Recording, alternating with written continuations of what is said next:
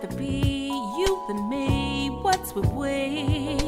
Everywhere I go, I see no one really wants to be free. It's like we'd rather be you than me. What's with we? You need to be oh so free. Yes, indeed.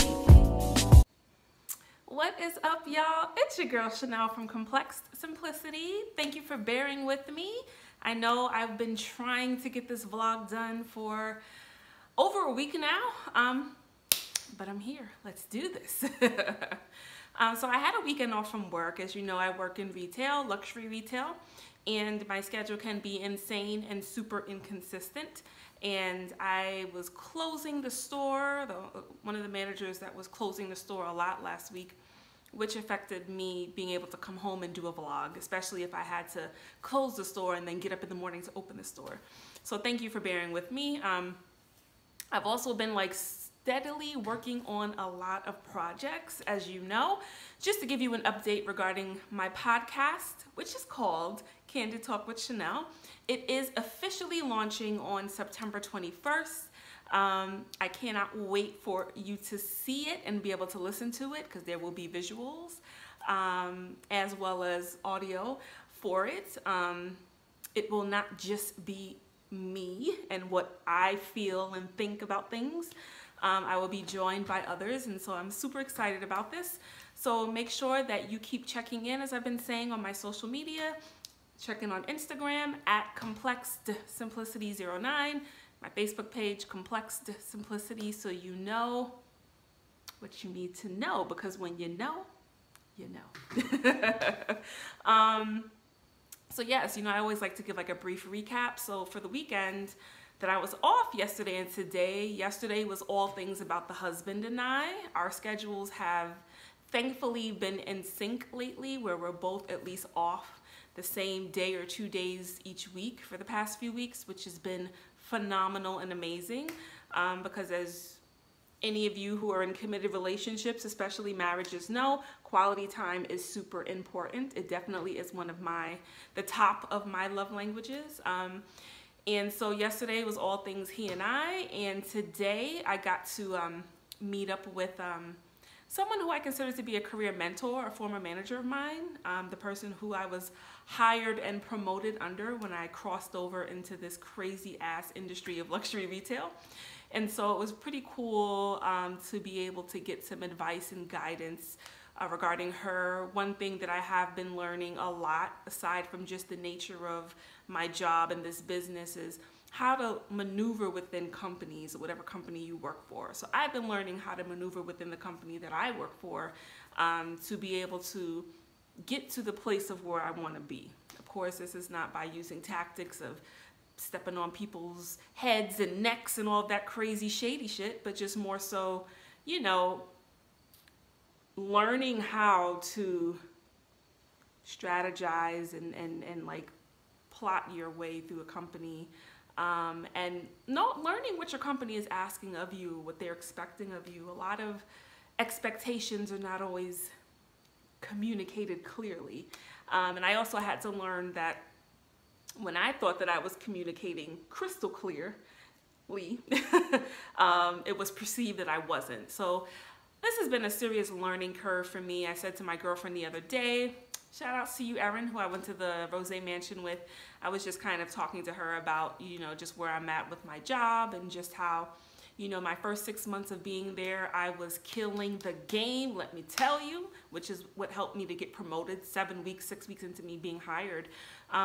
But since I've been in a management position, that next step is a big leap, and how I think God is allowing me to go through a lot of different growing pains and uncomfortable moments and frustrating moments at times to mold me into and prepare me for what is to come. Mold me into what and who I need to be regarding this job and just in life in general, as well as preparing me for what he has for me. And so these last, I would say, 6 months have been hell of a ride, and I was able to kind of express that to who I consider to be my mentor, today. So I was glad we were able to catch up and have tea, and I had like a blueberry muffin and just kind of really talk career stuff. I would advise anyone out there, if there is someone, especially whether it's in your career life or in your overall life, in your love life, in your spiritual life, if you're spiritual, you know, if there is that person, that go-to person you have that can serve as a mentor, someone who's been there, done that, succeeded, gone through it, been through it. Like if you have someone in your life that you can seek great advice and wisdom from, like do it. For Life Matters, thank God my mom serves that purpose for me. She's my mom, my best friend, my mentor. She's been married for X amount of years, over 30 years, to my dad. You know, she's been through it all, been through a lot in life. And so for life experience, I'm thankful I can just go to my mom. You know, I go to my dad for certain things. But when it comes to like this type of career that I'm in, I'm thankful that once again, you know, I'm often referring to being balls to the wall. I was kind of balls to the wall and putting myself out there to my former manager and just saying, hey, you know, I've always looked at you as a mentor. You know, I feel like you understand what I do bring to the table, and I would love to be able to get such guidance regarding this company, regarding how to maneuver through it from you. And I knew I was taking a chance. You know, she moved on to the corporate side of our company, but she was more than happy to respond right away and to, or at least respond that day, and then to, you know, for us to be able to set up to actually meet and for her to come through and us meet. And so I'm thankful, you know who you are, thankful to you for that. Not that I think you would even come across this vlog, but just putting it out there, super thankful. And yeah, so I'm learning, you know, in the career side of things, it is important for me to have someone who I can receive a certain level of mentorship and guidance from. And I was glad I was able to do that today. I would have loved to have been able to do a little bit more with my day. But aside from that, I, you know, continued research with podcasting equipment, little grocery shopping. As we speak, I'm making chicken and broccoli, so when my husband comes home from work tomorrow, there's food in the house. I'll be already at work, but at least there'll be food for him to have. And so, yeah, you know, so I love how I can honestly say 2019, 2018, going into 2019 has definitely been a serious learning curve for me. It's been a learning curve for me, all things career. It's even been a learning curve for me when it pertains to my marriage. It's been a learning curve for me when it pertains to my brands, this empire that I'm trying to build. And so it's been a year of stretching and growing and building and the growing pains and being uncomfortable. But I do believe it's all for a greater good. And so I just want to encourage you out there, hold on.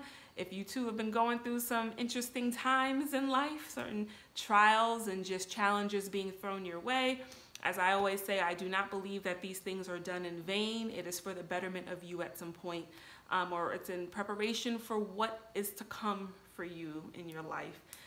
Sometimes we got to go through it to be able to handle the blessings that come out of it, and then to be able to give back and help somebody else. At least that's what I believe.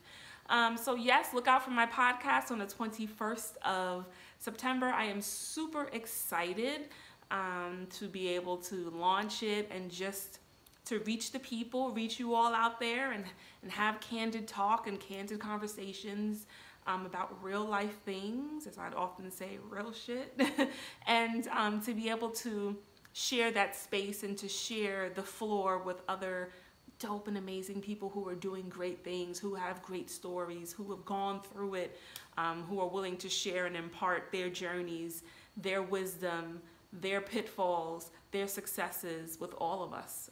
So please look out for that. Once again, it'll be on Spotify, on Anchor, Google Podcast. I'm waiting for the approval for iTunes Podcast, and other platforms as I continue to get approved for other outlets for my podcast to be on. You know, I will keep you well informed. Trying to think. I just finished, you know, I took a nap. I was supposed to visit one of my girlfriends, my good girlfriends, who has been doing this luxury retail thing for years, and who also in some ways serves as a mentor in a different way for me. But I was super tired by the time I got home. And I ended up like eating a little something, taking a nap, and then I woke up and started watching, you know, y'all know I love me some good Housewives. I was watching the Housewives of Potomac season finale. I also was watching the series premiere of Married to Medicine. You guys know, you ladies as well know, I often talk about friendships and just the dynamic of women, womenships, if you will. And I think that's what draws me to a lot of the reality TV shows that I do watch, because it's based with a group of women and how they're able to coexist, get along, interact, communicate, the list goes on. And so once again, you know, I was reminded, why is it so hard for us women to like really be there without the shade, or be there without, I don't know, like to just go hard for our girls, you know? And we're gonna have our moments where we don't see eye to eye. We're gonna have our moments where we don't always get along. That is normal. Sorry, y'all, this is distracting me. Probably a piece of hair that belonged, whatever. Anyway, we're gonna have moments that, you know, we go through it, but like at the end of the day, can we still wish each other well and mean and genuinely want the best for one another? Common theme in both of these shows, communication often seems to be an issue. I was even recently reminded again how when you think you are communicating something clearly, the other party may disagree, you know, and may feel like you're not communicating. You know, I've been at my job for a year, recently had my year-end review, and one of the, some of the feedback that I got was that I need to work on communication. Now, if you know me, that almost sounds bizarre because I feel like I'm like the queen of communication, right? But for some reason, it wasn't resonating with my superior, you know? And so I always give myself a moment to be in my feelings about certain things, if I'm keeping it real. But then you know, just to process my feelings, I allow myself to kind of just process it. But then I pick myself up, I start to think objectively and show and prove and correct whatever needs to be corrected or whatever's perceived to need to be corrected, right? And so, you know, that instance reminded me that for many of us, we're thinking that we're communicating effectively and we're being super clear. You know, I'm the girl that comes from the social work world where a lot of my communication and conversations with all my clients was built on clear, effective communication, right? That was never feedback that I've ever gotten in my 13 years of experience at my prior job, you know? And so I was thrown off and a bit like, I don't agree. But then I was like, okay, well, Chanel, then if they don't think it's clear enough, oh, we're gonna be super, super, super duper clear, you know? And so perception is everything. I'm also reminded that sometimes when things don't make sense, because I'm such a compliant personality, you know, I'll always express how I feel and my perspective and opinion about things. But at the end of the day, I am super compliant, especially when it comes to my work life. And I have to remind myself even then, though, no, sometimes it's okay to like really, really assess what is being said and what is being told to you, because sometimes it isn't that you're doing something out of bounds or that you're not communicating enough. Sometimes it could be that other person's shit that they're projecting on you. Sometimes it could be ulterior motives. I'm not saying I believe this is the case in my situation, but just to also always look at the full picture before, for those who are compliant like me in life, before you just jump to like falling in line. You know, I have to remind myself at times, let me just scope this out to make sure no funny, duddy, shady business is going on, you know, or no low-key funniness, because it's no secret that I feel a lot of times in life, the women who are around me, whether it is people I work with or whether, or whether it is sometimes friends that can low-key be intimidated or insecure when I'm around because of how I present myself, or because I am naturally content and confident in my abilities and who I am, and because I do love who I am. that can rub other women the wrong way or make them feel insecure. And at times, if they're in positions of power over you, that can affect and sway certain things too. Once again, I'm not saying that this is what I feel regarding my job. I'm just saying that I train myself to look at the full picture because I am a naturally compliant person. And so sometimes I feel like in life, in the past, I've jumped to be super compliant and to listen to the directives I was given, and then down the line realize some shady shit was really going on. And I'm making corrections and showing and proving whatever concerns were made regarding anything about my work performance, when really there was nothing wrong with my work performance. It was that person's shit. So it's like I'm always also trying to keep those kinds of things in mind as well. And then sometimes it is like, no, Chanel, you have an opportunity to get better in these areas. You need to buck up and do better. Sometimes it is that as well. I just like to be able to look at the full scope spectrum. As y'all know, I'm a big picture person. So yeah, this has been a year of like really, really, really reflecting, being introspective. Once again, that mirror always being held up in front of me.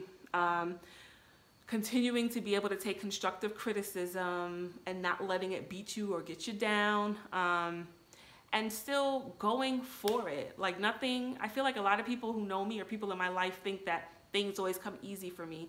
Things do not always come easy for me. I've always had to work hard for everything. You know what I'm saying? I can't help that the family I was born into, absolutely.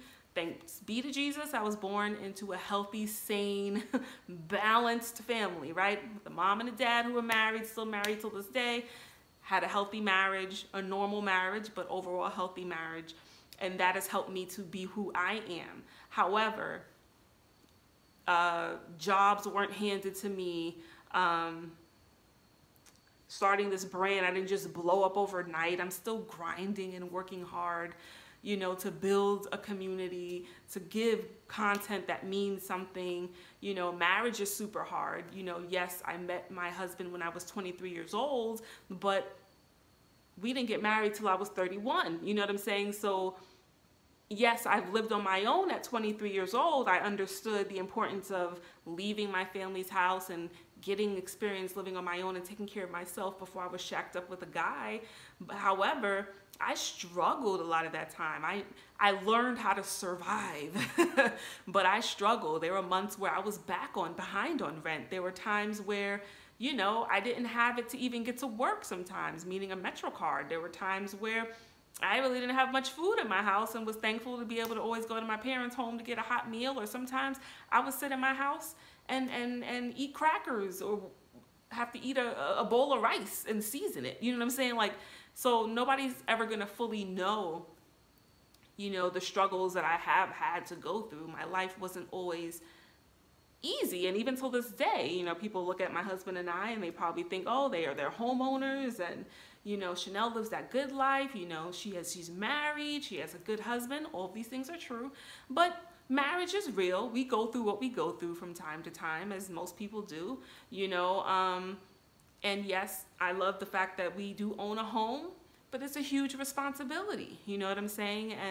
And so not everything is as easy as it seems. I think God has blessed me with the ability to be able to go through some of the hardest times in my life with grace and dignity and still be content and happy overall. But it doesn't mean that my life is super easy. And let's not get it twisted. I'm not out here saying that my life has been a horrid struggle either. But what I'm saying is I think I've had a balance of great moments and accomplishes and successes and a balance of failures and struggle and having to have financial strain and all kinds of things. You know what I'm saying? So nothing has ever been handed to me, even me working at my new job. There was a lot of strategy and strategizing and calculating that had to go into me even being able to get an interview. And then I was able to get the interview. And then I had to work my ass off, learn things at a super fast rate, So even though it seems like, oh, she just jumped into a new industry, a career, and 6 weeks later she got promoted. No, I like, yeah, that did happen, but my feet were like excruciatingly in pain. I'm working more shifts than need be just to show and prove my loyalty and how dedicated and serious I was. I'm working shifts that are completely opposite from my husband's schedule. So we're like two passing shifts in the night for a long time, and trying to get time in with one another. Like, I sacrificed a lot to be able to show and prove to my current employer that they made the right decision in employing me, if that makes sense. And so, yes, God ordered steps and opened doors and helped to make things happen for me, but it wasn't a piece of cake. Like, it still is a lot of work. And even with all of my hard work, I still feel like my true abilities are not 100% seen, or that it still didn't give me the results that I thought that I would have gotten within a year's worth of time, if that makes sense. And so the struggle continues, the hard work continues, the fight. Like, I feel like I have to fight and grind and never give up for everything, you know what I'm saying? But I'm willing to do that because I believe in myself and what I want for myself. And so, no, life hasn't been excruciatingly hard for me as it has been for others, but let's not get anything twisted. Life ain't been that easy either.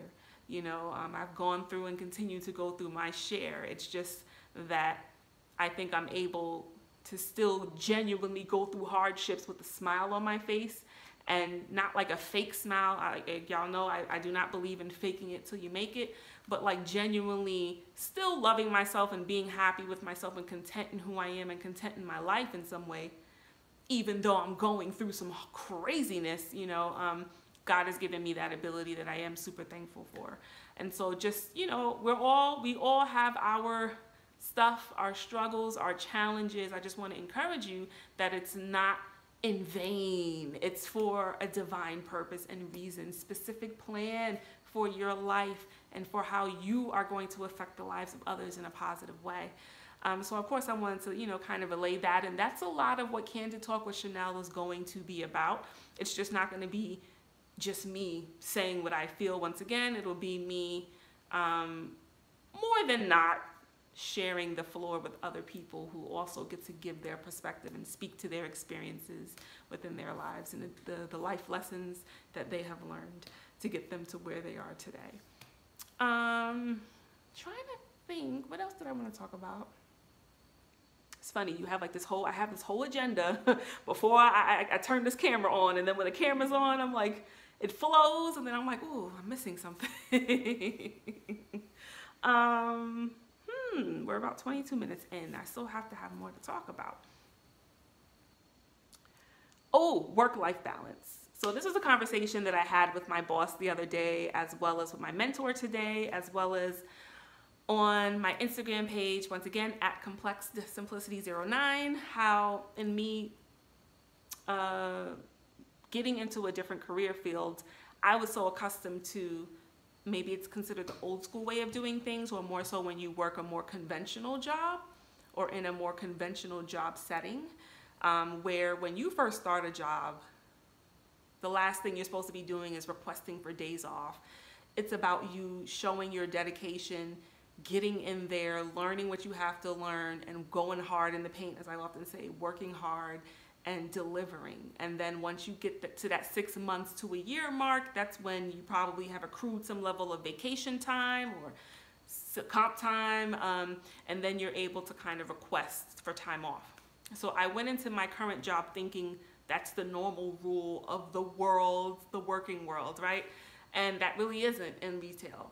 And so I spent a year of working where you just get your normal 2 days off a week. So just a year of working straight without having a vacation.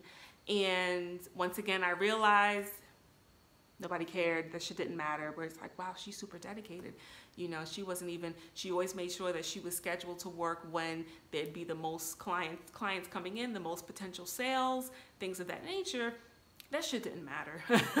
So I ended up burning myself out unnecessarily. Once again, if you're embarking upon a new industry professionally, take the time out to learn the company, to learn the culture of the company, the expectations.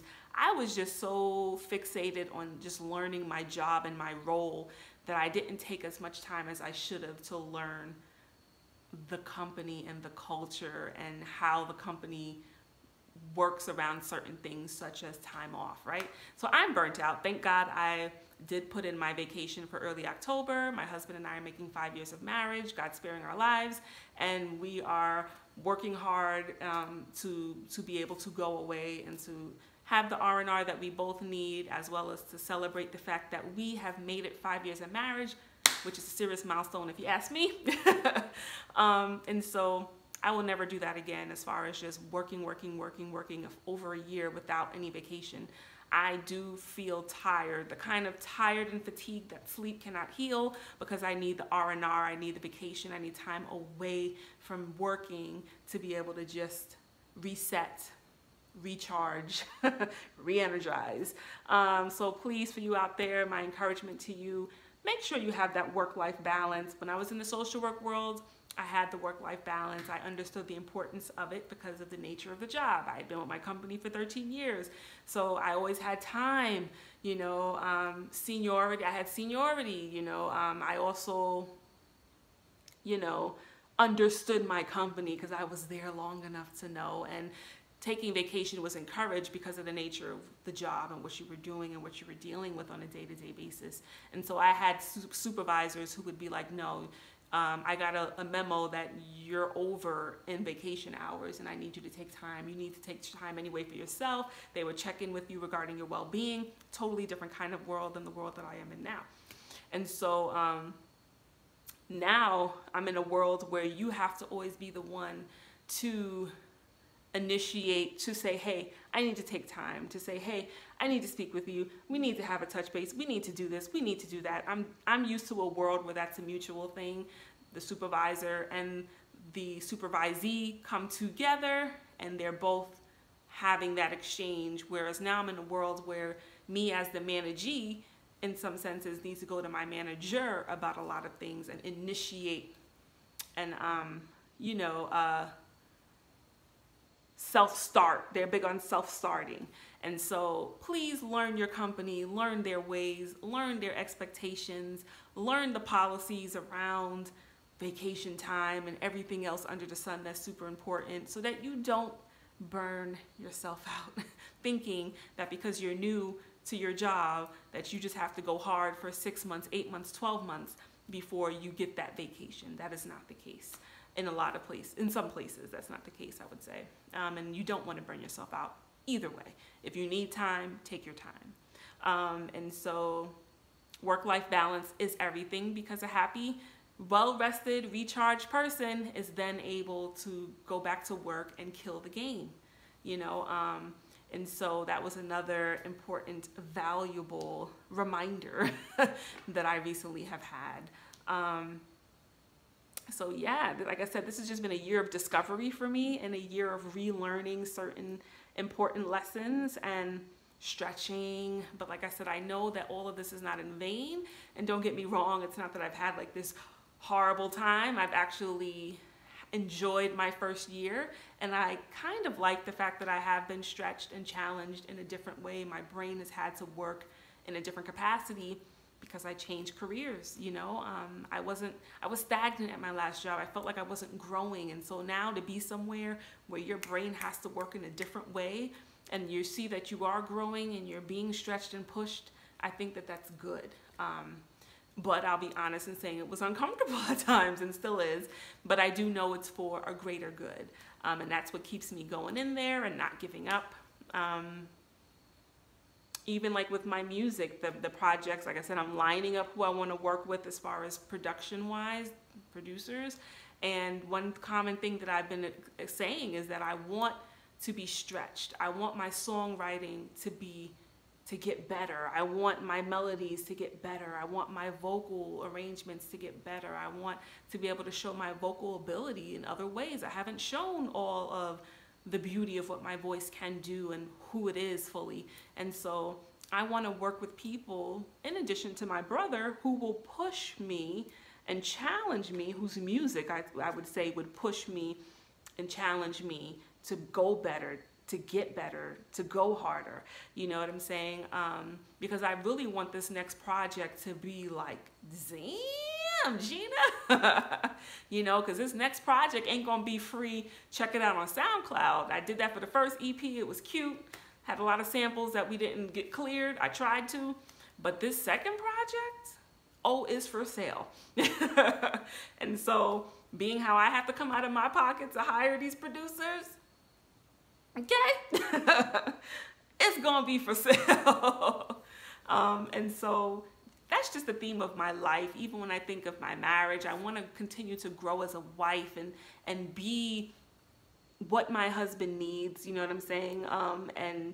And grow within myself and just be who I need for me, to accomplish my goals, you know, and to just keep going harder and going bigger, you know what I'm saying? Move with finesse. We're back in the lab next week, you know, so even with us, my girl Niece and I, shouts out to you, Niece.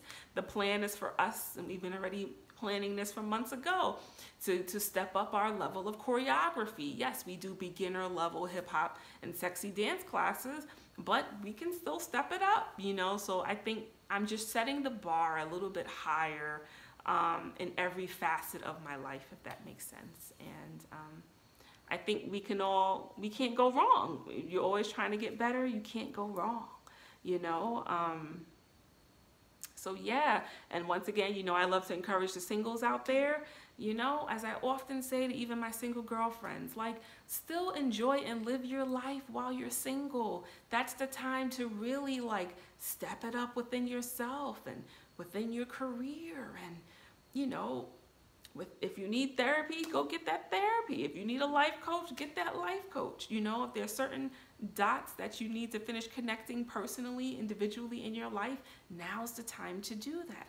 Don't fixate so much on being with someone and neglecting working on you, because it's only gonna make the relationship harder. It's gonna make it harder for the relationship to go anywhere, for it to grow, for it to flourish. Sometimes it affects our picker, actually a lot of times. Now we're attracting the wrong people. We're picking the wrong people to engage in relationships with, you know? So live your life, spend time with your friends, travel the world. Like I always say, go for that career, figure out what you want for you, find that church for those who are Christians and church going folk. Like, use it as a prime time to really just develop yourself to the fullest potential at each level of your life you can be, you know? I think it's super easy to just fixate on wanting to be with someone, but a lot of times, I believe, because I am a God-fearing woman, I am a Christian, I always say that God will allow for us to meet who we're supposed to do life with when we're ready. So I will often say, if you find that you're not meeting that person, and year after year, nothing is changing in that particular department of your life, it could very well mean that there's still some areas that have to be focused in on before you will be in a place to receive what God has for you, to receive that kind of love, and to meet who your life partner is, you know? So, you know, I think for all of us, we can all stand to continue to develop ourselves and making it a regular thing. And yes, this shit is uncomfortable. And yes, it's frustrating, stressful, but at the end, it will never serve us wrong. It'll never be detrimental to us. Like, working on yourself will never be something that is detrimental. It'll only be something that's beneficial for all of us, you know? And like I said, working on yourself, for those, some of us need to engage in therapy to deal with past trauma, or even if you didn't go through anything traumatic or abusive, sometimes there are just certain areas in our life that we have blind spots to, we don't see it, and we may need someone to help walk us through it, you know? Others, maybe conventional therapy where you sit on the couch is not the answer. Maybe the answer is more so having a life coach, you know? Maybe we need more help with like achieving goals and like following through and finishing what we start, where more of a life coach approach, like an Iyanla approach, may be more beneficial. Some people work better with the clinical sit-down talk therapy. Everybody's different. You know, other people may not necessarily need to be in therapy, even though I feel like we all could benefit from it, but may not have to be in therapy to work on certain things. Maybe they're able to assess and they have the self-awareness to say, you know what, you keep making this mistake. Something's got to change. What are you going to do to fix this, Chanel? You know, some of us have, going back to having a mentor in your life, that go-to person or that spiritual advisor who can kind of help to guide and direct us and provide some level of counseling to us. You know, either way, let's take the time to really develop who we are and what we want. I still feel like a lot of us struggle with really knowing who we are and what we want out of our lives and what we're supposed to be doing with our lives and in our lives. And I think jumping into a relationship or just putting all of our focus on that when there are other areas of our lives that require, other important areas of our lives that require a lot of development, I think it could be a recipe for disaster if we're not careful. The one relationship that we should start off with and dedicate ourselves to is the one with ourselves, right? Before we can now be in a relationship with someone else. Like, if I don't understand who I am and I don't understand what makes me tick, what triggers me, why I have certain behaviors, maybe why I'm not independent as I should be at the age that I am, why I have certain insecurities I'm struggling with all the time. There's certain things about me that I don't understand, now how am I going to take on loving someone else and understanding them and everything that comes with them when I'm still trying to figure me out, you know? So there's a lot of logic and reasoning and rationale as far as why it's important for us to start with our relationship with ourselves first and making that a priority before we're trying to jump into a relationship with someone else, if that makes sense. You know, at least that's my perspective. I ask myself every day, why is it at 23 years old I was introduced to who I was going to do life with? I don't know. Maybe because at 23 I was always mature for my age. I had a handle on who I was. I was still figuring out what I wanted for my life as far as career and things of that nature. But for whatever reasons, I was in a place where I was ready to at least meet the person I was to be with and to date them. I wasn't ready for marriage though. And I've said this before, even when I thought I was ready for marriage, I was not ready to be anybody's wife. Being somebody's wife, somebody's spouse is a real role. Like, that shit is real. It is not for the weary, it is not for the faint. And so, yes, I met my husband at 23 years old, but I didn't marry him till I was 31, almost 10 years later. I didn't marry him until 7 years later. So that says a lot in and of itself as well. I was prepared to be in a relationship and meet him and went through a hell of a lot of growing pains throughout that phase, right? But I wasn't ready to be his wife. I wasn't ready to be anybody's wife for that matter. And so, like I often say, it's not that I'm any more special than anybody else who's single or any of my girlfriends or anything like that. I just think it's a fact of, I always was passionate about working on me. And I have to say, y'all know by now, those who have been rocking out with me, I always say it starts from childhood. I was fortunate enough to have a solid base childhood, which enabled me to be in a place, even at 23 years old, to handle a mature, committed relationship. I wasn't ready to get married, but I was at least able to be in a relationship, a healthy one. And so, once again, like I said, I believe it all stems from childhood. That affects how we think, it affects how we move, it affects how we behave, it affects how we communicate, it affects everything. At least I believe it does. And so for those of us who might have had a bit of a shaky foundation when it came to our childhood, or maybe we didn't have an example of what it is to be in a committed marriage, relationship, there may be certain things or areas that we still have to learn and develop, you know what I'm saying? And I often say, you never know what it's like to be married until you're married. My parents have been married for over 30 years, almost 35 years, or over 35 years at this point. And I had a great example, but I still didn't know what it feels like to be married until I was married. And so it's a journey that's unique to everyone, and still a lot of challenges and beautiful moments and learning curves that you have to go through, you know. So stay in there, stay in the race, singles. Also open your heart, open your mind. Once again, I often say to my girlfriends who are wanting love that a lot of times who is for you may not be packaged how you want and believe that they will be.